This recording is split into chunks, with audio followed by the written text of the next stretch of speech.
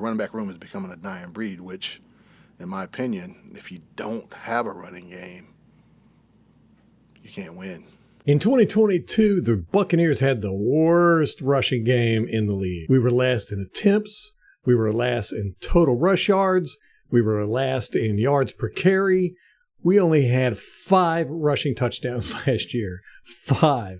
Now, to put that in perspective, we had 5 rushing fumbles last year. So we had as many fumbles as we did touchdowns. 20-plus yard runs, we had 3.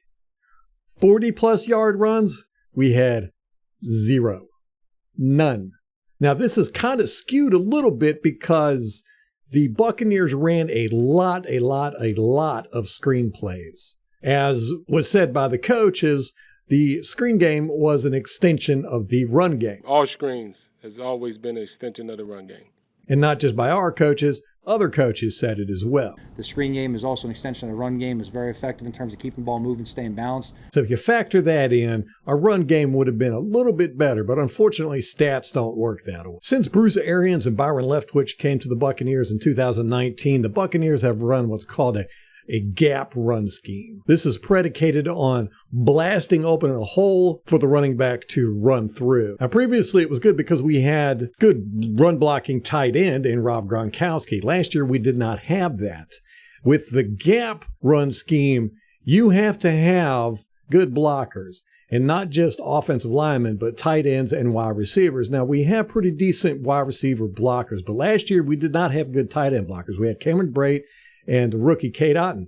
But also, the offensive line has got to be on point. And unfortunately, our offensive line took a huge hit last year. The whole middle of our offensive line were new guys. So our whole offensive line had to learn how to work together. And with a gap run scheme, your offensive line cannot make mistakes. Everybody has to work together perfectly.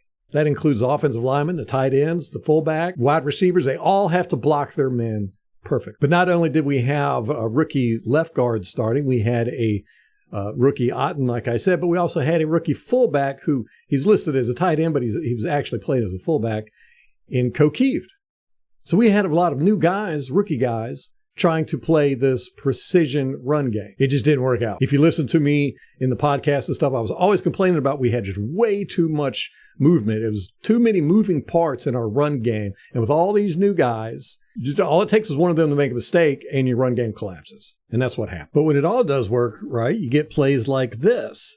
A lot of movement here, but everybody gets on their man and you get some good yardage. Go back and look at it. You'll see 14, Godwin comes from the corner, ends up blocking the second level. He gets a good block here. Here he is. Boom, he gets this guy, knocks him out of the way. Great blocking by Godwin. Go back, you can see 88, Otton, he comes across the back of the line. Gets a good block. Bam, right there. You can see 69 comes out. He's pulling and boom, he gets a good block, takes his guy to the inside. See, when you get this, when this worked, when everybody does their job right, you can get some good running. Those plays were few and far between. This is normally what you would get. Any Buccaneer fans, they're quite familiar with this formation. It screams run all day long, and we normally ran when we did it. We try to create a gap here between 84 and 88.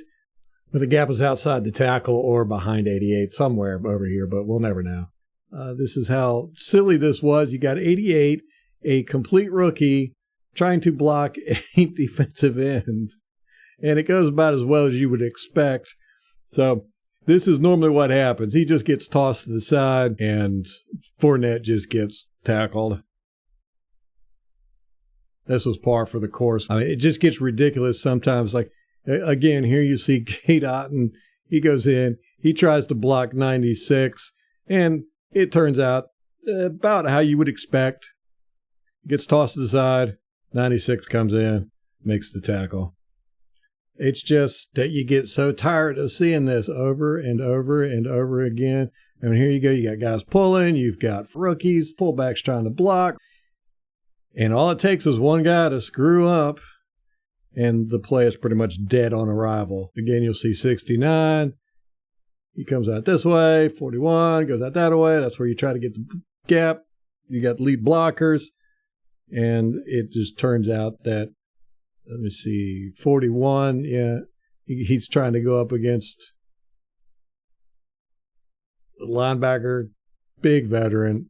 He just tosses him to the side and makes the tackle. And this happened all year long. I mean, here we are against the Chiefs, where we ran, I think, 6 running plays the whole time, got 3 yards. And it was because of all this mess. I mean, look at all this movement going on with these guys. And all 3 of these guys have some type of pull-in. These 2 go this way. 88 comes in. He tries to block. He gets beat. And just because he gets beat, look at this. You got all 3 of these guys are running down the line. And 88, our rookie, he gets beat. And it's boom, dead. Now, of course, we could go on and on and on with this, but I think you get the point. Gap runs, power runs require discipline from everybody. The tight ends, the fullbacks, the offensive linemen. Nobody can make mistakes because the running back does not have a lot of options. He's got to shoot that gap, and if it collapses or if there's somebody in his face, he doesn't really have anywhere else to go. Now, let's get into what our run game is going to look like. And he really knows our system. There's a lot of good carryover from what they did at the Rams to what we were doing the last 2 years in Seattle. Matt's been in the system before, coming from San Diego. There's some carryover there. Baker's coming in from offense that was similar out in L.A. with Coach McVay. As far as the root core of it, the only thing that they brought to us that we haven't done in the past is what we call mid-zone. So according to the coach is Seattle and the Rams and the Chargers are teams we can look at to see how our run game is going to be. We are going to play a lot of mid-zone runs. Now, I watched a lot of Seattle, a lot of Rams, and I tell you what, those guys play a ton of mid-zone runs. Of course, they're going to run gap every now and then. They're going to run outside zone. They're going to run a bunch of different run plays. All teams do. We're also going to run a lot of bootlegs, inverted wishbones, tosses, pitches. But the vast majority of our run plays are going to be this. So here's the Rams running mid-zone. What you're going to look for is the running back is going to head towards the left tackle's inside foot or the right tackle's inside foot. That's where they start off. That's their target. Now, if it was outside zone, they go out this way. They would go to the outside. But since it's mid-zone, they go for the inside of the tackle's inside foot.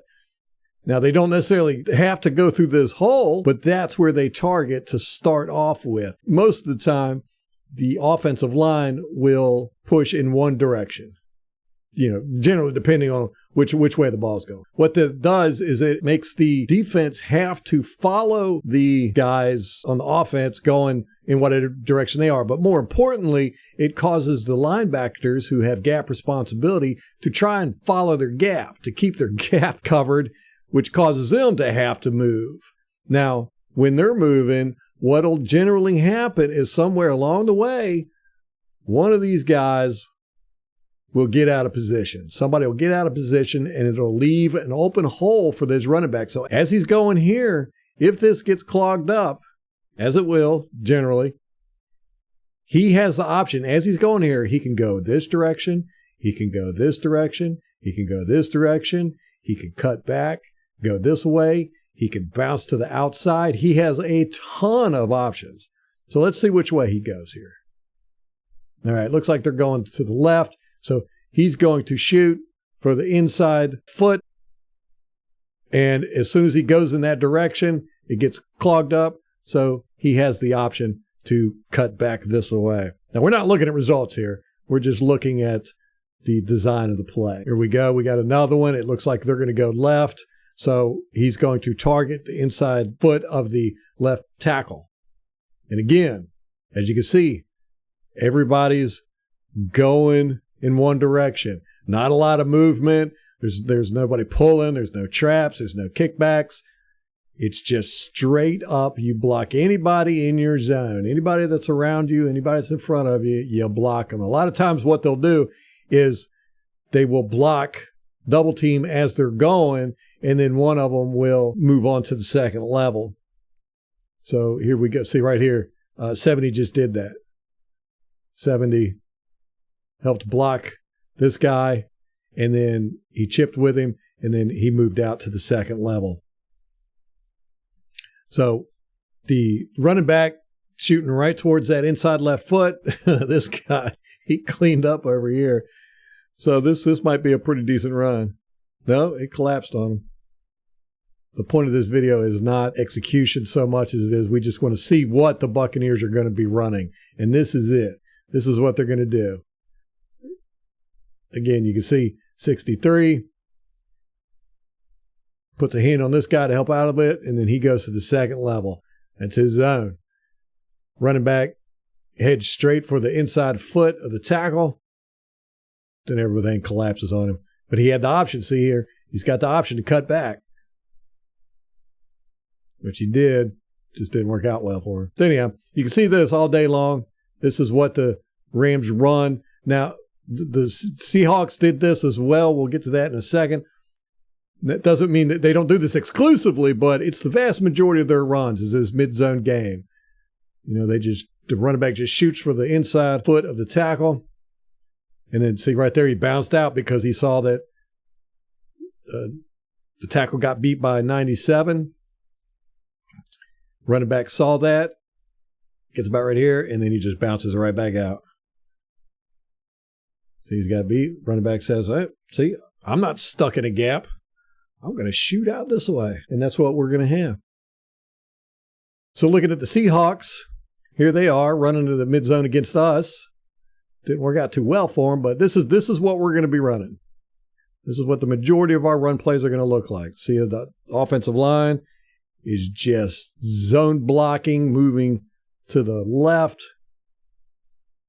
Anybody that gets in their way, they're going to block them.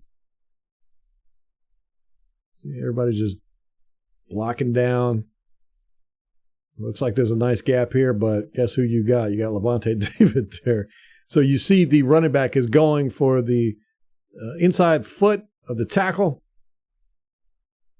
That gets closed up, and then he has the option to go back to the outside. Again here, it targets that inside foot. Everybody crashes down that way. He pops to the outside.